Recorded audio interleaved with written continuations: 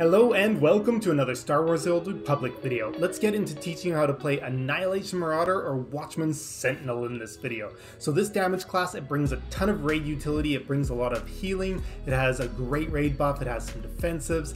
Yeah, it's just got so many things going for it, but it is a high skill class to play. It's got a very high skill ceiling, and I want to say that this build that I'm going to be teaching you is not the highest level build that you can play. It's going to be the one that gives more consistency and allows you to bring the class into a raid and not have to try quite so hard and screw up a lot of other things. So this is a great build to learn the class on. It's going to make you perform pretty well without having to work super hard. There is this other build that's just crazy amazing. It's so hard. I've tried to learn this one. It's so much work. If you want, you can try and learn it, but it's not what I'm covering in this guide. I'm going to be covering a different build using Juyo instead of the draining bleeding build. Okay, so what equipment are we going to be wanting to be using for our gearing and our stats? We want to get our accuracy to about 2700. You don't want to be much lower than 2700. You want to get it as close as you can to being 110% without being below. Our alacrity, we want a minimum of 2140 alacrity or all the way up to 2250. This class is pretty crit heavy, so I try not to go too high. For our legendaries, we're going to be using Dispatcher's Package, Berserker's Call Package, and our tactical will be Spiteful Saber. Alternatively, if you're looking for a little bit more damage but more challenging to play the class, you can use the Fearless Victor's package instead of the Dispatchers, but for this build, the Dispatcher's package is going to give us a lot of consistency so that the rotation doesn't have weird, unexpected results that require you to think on your feet. Okay, let's take a look at the ability tree choices that we're going to be picking. So these are the main choices. It's really important to notice at level 23, we're going to be taking the Juyo build. So again, this build is a little bit easier, a little bit less damage, more consistent. Everything you see outlined in white are the primary choice to pick. There are a few optional choices we can take at different levels. 51, you're going to see the middle one is for area of effect damage reduction. If you don't need to be taking that, take the double leap because it's super fun. And then at the top of the tree there for 78, we do have primarily the white one is going to help smooth out the rotation. You don't really need it too much, so the other one gives you more self-heals on yourself and is also a great choice to take.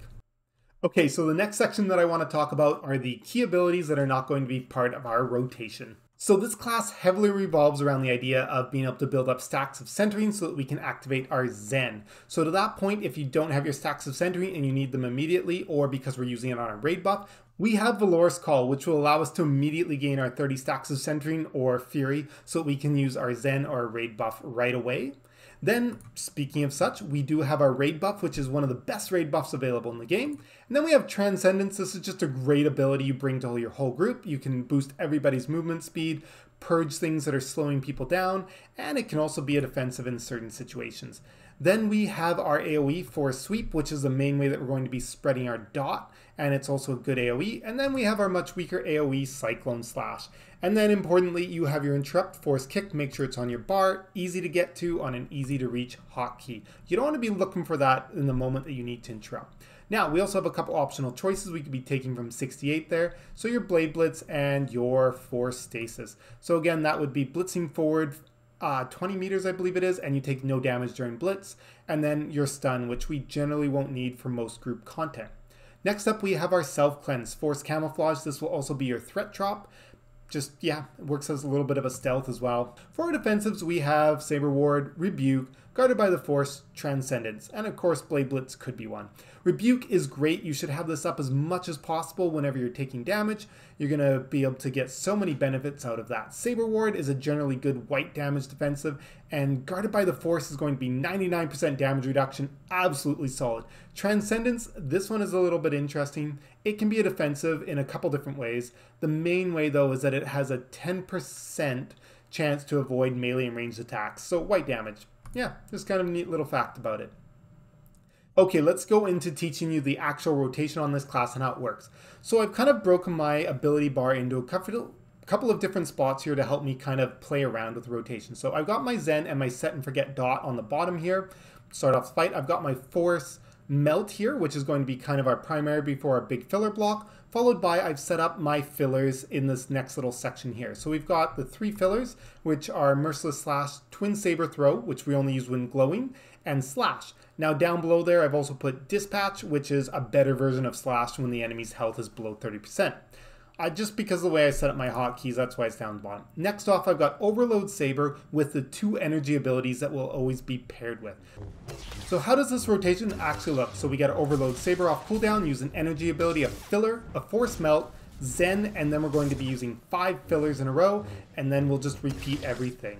The nice thing here you'll see is that either Zealous Strike or Blade Barrage will be on cooldown when you use your Overload Saber, so you never have to think about which one to use. It's always going to be the one that isn't on cooldown. I am going to be teaching you 2 different openers, but just be aware this is a primary opener that you're allowed to do if you don't have much energy and you don't have time to pre-build stuff.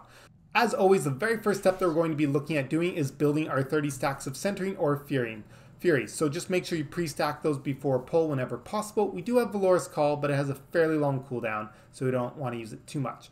It looks a little bit different from the rotation.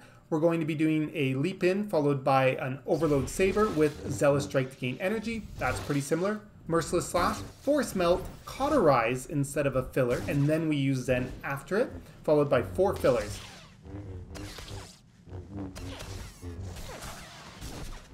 Once we finish those 4 fillers, we just go into a rotation. Okay, our other opener here takes quite a bit of additional prep. This is why I don't want you to learn this one first, but this one can be really nice if you do have the time to prep everything perfectly and you have a nice consistent pull from the tank with the ready check.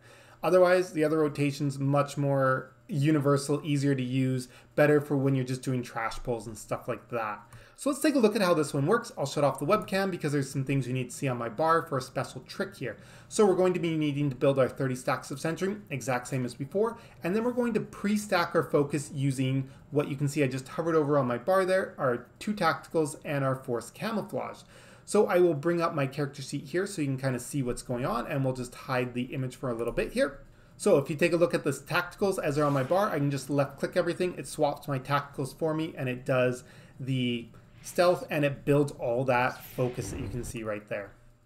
So now that we've got all of that focus, the first thing that I did was I pre-casted Overload Saber. It puts 3 stacks on me, not on the enemy. It doesn't start combat, and every melee hit will put 1 stack of a dot on the enemy until the 3 stacks on you are all consumed.